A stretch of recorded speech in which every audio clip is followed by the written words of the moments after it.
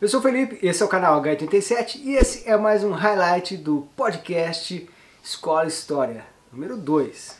Nesse segundo episódio, eu e meu amigo Moisés Stal entrevistamos o nosso amigo Wellington Amarante. Ele é professor da Universidade Federal de Uberlândia e teve uma experiência de fazer parte do seu doutorado na França. Eu perguntei ao Wellington quando que surgiu essa ideia de estudar no exterior e olha só o que ele respondeu. Bom, na verdade, assim, na minha cabeça não se passava a ideia de, bom, vou estudar, quero estudar fora, tenho, né, o desejo de estudar fora, tenho a vontade de estudar fora. Como você bem colocou, né, Felipe, a gente vem de uma realidade, muitas vezes, que a gente até desconhece a própria universidade pública, né, desconhece a própria existência da universidade pública, do serviço público gratuito. Então, você imagina ainda vislumbrar algo que seria muito maior, né, como estudar fora. Então, na minha cabeça, isso não passava pela minha cabeça, para ser bem sincero. Quando eu ingresso, assim, após ingressar na universidade, aí você começa a ter uma outra percepção. Então, eu costumo dizer que o curso de História, e o curso de História da forma, né, como ele se estrutura dentro da universidade pública, ele transformou completamente a minha formação, né, a minha visão de mundo, e isso, claro, devo, né, ao ensino público, né, à universidade pública. Wellington também falou sobre as bolsas de estudo da FAPESP. Só para situar, FAPESP é a agência de fomento à pesquisa do estado de São Paulo. Pela Constituição Estadual, 1% do PIB de São Paulo deve ser destinado ao fomento de pesquisas. Isso faz com que, para os pesquisadores, as bolsas da FAPESP sejam as melhores. Tanto porque pagam mais naquilo que seria o salário do pesquisador, mas também porque oferece apoio para a compra de materiais, viagens e outras coisas. Só para situar, atualmente, uma pessoa que faça doutorado com bolsa da FAPESP chega a receber R$ 3.700 por mês. Eu ainda vou fazer um vídeo falando só sobre bolsas de pesquisa, tá? Mas olha só o que o Wellington disse sobre a bolsa da FAPESP. Vamos lá, né? A FAPESP, ela, assim, ela tem, assim, vários não mitos, né? Mas, assim, há toda uma aura, uma coisa em torno, né? Quando a gente fala da FAPESP, e justamente por esse fato que você citou, né? Por ser a principal bolsa que a gente tem, no caso daqueles estudantes que estão no estado de São Paulo, né? Aqueles estudantes que fazem o ensino superior no estado de São Paulo. Então, podem contar com as bolsas da FAPESP, seja desde a iniciação científica até o mestrado, até o doutorado. Falando dessa coisa, dessa aura e de alguns mitos em relação à FAPESP que se constrói, um dos mitos era que, bom, se eu não tive bolsa na graduação, se eu não tive bolsa no mestrado, eu não conseguiria a bolsa no doutorado. Então, eu ouvia muito, né, alguns colegas comentando isso. Doutorado, você vai ter doutorado, né, mas se você não teve no mestrado, na graduação, talvez você seja mais difícil, né, de conseguir. E na graduação, realmente, eu não tive bolsa de iniciação científica, né, eu participava de outros projetos, eu era bolsista de um projeto de extensão, era um projeto de educação de jovens e adultos, o PEJA, né, que existe até hoje na Unesp, é um projeto de muito sucesso, e participei durante os meus 4 anos de graduação, né, com bastante orgulho, assim, de ter feito parte desse projeto. Então, não tinha bolsa de iniciação científica. No mestrado, né, eu já tive a bolsa da CAPES, que é a bolsa federal. Então, a bolsa que o programa já possuía algumas cotas de bolsa e que eram ofertadas a partir do ranqueamento do ingresso do curso. Então, de acordo com a sua posição, você conseguia a bolsa, né, ou conseguia na entrada, ou conseguia um pouco mais à frente. Aqui acho que é importante a gente citar uma coisa também, né, Felipe? A gente vivia, né, e a gente está falando aqui, situar o nosso ouvinte no tempo.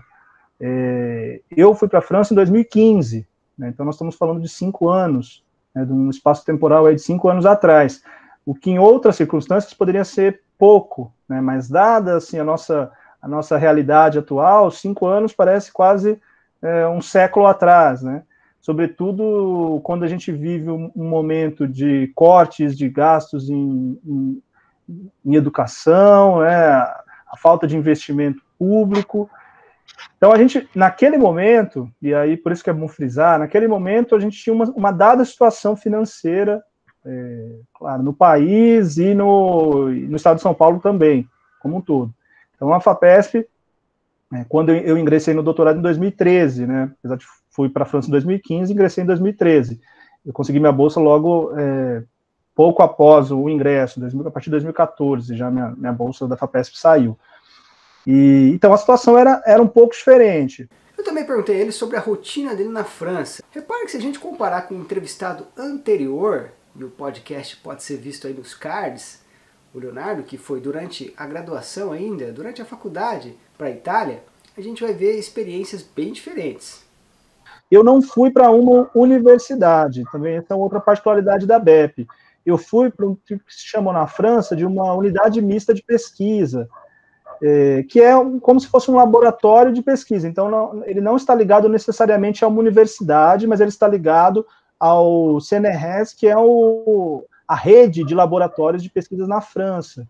Então, o laboratório que eu fui, que me acolheu, é o LARA, que é o Laboratoire de Recherche Historique Rhône-Alpes, que o Rhône-Alpes é a região da França ali, né, do Rhône, onde Lyon está situada. Então, a escolha por esse laboratório se deu pelo fato da professora qual eu busquei estar vinculado a esse laboratório. Ele é um laboratório que a especialidade dele é a história moderna e contemporânea, e dentro das linhas de pesquisa tinha uma linha voltada para imagens e a professora que trabalhava com televisão, que era especialista em televisão. E aí o contato se deu por e-mail mesmo, então eu escrevi para a professora, e aí não tenham medo, não tenham receio, né? Muitas vezes aqui no Brasil alguns professores às vezes não respondem, né, os nossos e-mails, nossos contatos, você tenta fazer contato com o professor não responde. Por incrível que pareça, no exterior é tudo muito mais tranquilo, né? Eles são muito mais receptivos. Então eu escrevi para os professores que tentei fazer contato, rapidamente eles responderam.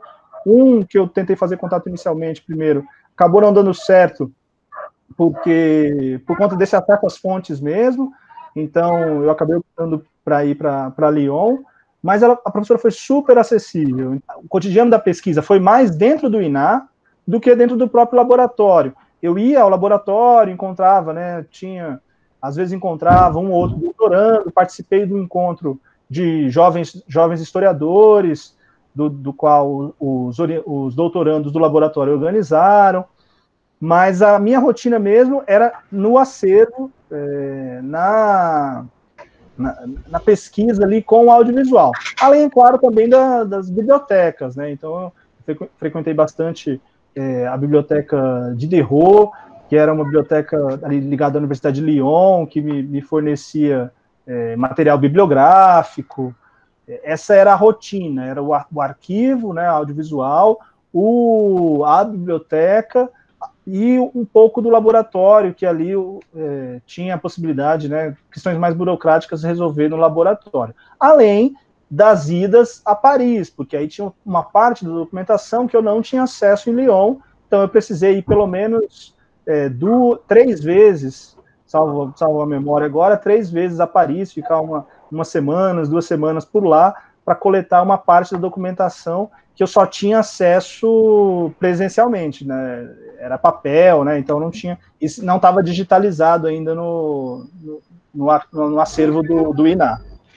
O Wellington tem como foco de pesquisa a televisão. Então eu perguntei a ele também sobre essa relação entre TV e história, entre historiadores, jornalistas e grande público. Olha só o que ele respondeu. A comunicação, por exemplo, ele tem uma outra dinâmica. Então, quando uma emissora de televisão tem lá o feriado, 7 de setembro, então ela tem a pauta, o jornal tem a pauta do dia. Bom, hoje vamos entrevistar aqui um historiador para falar sobre o 7 de setembro. Essa pauta ela é produzida, no máximo, na véspera do telejornal. Então, eles vão fazer o contato com você, vai ser no dia, vai ser na véspera. E a gente, enquanto historiador, tem um outro tempo, né, que é o tempo da pesquisa, então é o tempo do projeto, depois do projeto eu vou escrever, depois eu vou publicar o artigo, depois eu vou publicar o livro. A gente precisa chegar tentar juntar esses 2 tempos. Tem um texto muito interessante, agora fugiu o título, mas vocês encontram um artigo recente de uma historiadora chamada Juliana Sayuri, que ela vai trabalhar justamente ela é colunista da Folha de São Paulo, historiadora e jornalista de formação, e ela vai falar justamente sobre isso, né, sobre esses tempos diferentes, do tempo do jornalista e o tempo do historiador. E como se os historiadores querem, né, os historiadores têm a vontade, têm o interesse de se voltar a um público maior, precisam compreender esse tempo do jornalista, da mesma forma que os jornalistas também precisam compreender a forma, o tempo e a linguagem do historiador, né, que nem tudo é 8 ou é 80, né, como você citou lá no começo, nem tudo pode ser sensacionalismo. Então, na verdade, esses dois campos, eles precisam, né, dialogar. Não dá para ficar numa conversa que só se fala, não se ouve, né? Precisa ter realmente um diálogo para que a gente chegue a um bom termo. E aí, no caso, pensando nisso, quando a gente pensa no caso da França e do Brasil, hoje eu vejo, assim, como eu apontei, né? Acho que um cenário promissor. A gente tem aí muitos historiadores, né? E você, Felipe, acho que é um exemplo, né? Moisés também, que não se furtaram a essa iniciativa de se colocar para um público mais amplo, discutindo aquilo que vocês dominam, né? Que é a história, que é a educação, que são temáticas que são do interesse de vocês, e se colocando realmente prontos para o debate, pronto para discutir aquilo que interessa os seus ouvintes, pronto para discutir temas que são quentes do momento. Então, acho que é isso, acho que a gente tem que entender um pouco esse caminho e tentar, de certa forma, caminhar junto, assim, juntando a nossa formação. Claro, meus alunos brincam, né, falam que eu sou muito exigente, que isso e que aquilo, né, então eu não vou abrir mão de forma alguma da nossa formação, né, você não precisa não precisa abrir mão da sua formação para você falar para um público mais amplo, mas é justamente o contrário, é a nossa formação sólida e a nossa formação enquanto historiador que vai nos dar uma visão diferente que a gente possa contribuir para algum debate, para um dado tema, né? Então, acho que isso que é importante também frisar. Nós, historiadores, temos, sim, muito o que falar e precisamos cavar, digamos assim, esse espaço, né? Encontrar esse espaço nos meios de comunicação, se não tradicionais, a gente sabe no Brasil, infelizmente, da concentração midiática que existe, então é sempre muito mais difícil, né? Às vezes a gente já tem nomes que estão ali consolidados e que, claro, continuam ali, e também não vejo problema nenhum nisso, mas, ou nos meios alternativos, como a gente tem visto e feito, né? Como o caso de vocês aqui, seja no YouTube, seja no podcasts, em outros espaços. Nessa entrevista, assim como em todo esse projeto, eu tenho a ajuda do meu amigo Moisés Stahl. Ele perguntou ao Wellington sobre a história pública e também sobre o ofício de historiador, ofício que foi regulamentado recentemente. Levando em conta o acesso à informação, eu gostaria que você refletisse, colocasse alguma informação sobre o papel da história pública no Brasil, se possível, comparar com a realidade francesa também. Qual é o papel que a história pública deve exercer na realidade atual, né? E como o historiador deve se movimentar dentro deste cenário de história pública. Acho que a história pública colabora nesse sentido também, de mostrar que se o historiador, que é aquele que detém ali, né, um conhecimento teórico, metodológico, científico, para tratar com esse passado, para lidar com esse passado, muitas vezes tem um receio de tratá-lo de uma forma mais ampla, outra pessoa que não tem toda essa formação vai tratar. Então, desse ponto de vista, eu acho que a gente precisa realmente, né, enquanto os professores de história, se atentar para esse aspecto, né, porque, como eu sempre costumo dizer, a gente não tem espaço vazio, né, nas redes sociais ou nos meios de comunicação. Se a gente não fala, o outro vai falar no nosso lugar. Então, a gente precisa realmente se colocar. E aqui eu gostaria de aproveitar, né, a questão para celebrar, e hoje, finalmente, depois de décadas, foi promulgada, né, a regulamentação da profissão de historiador.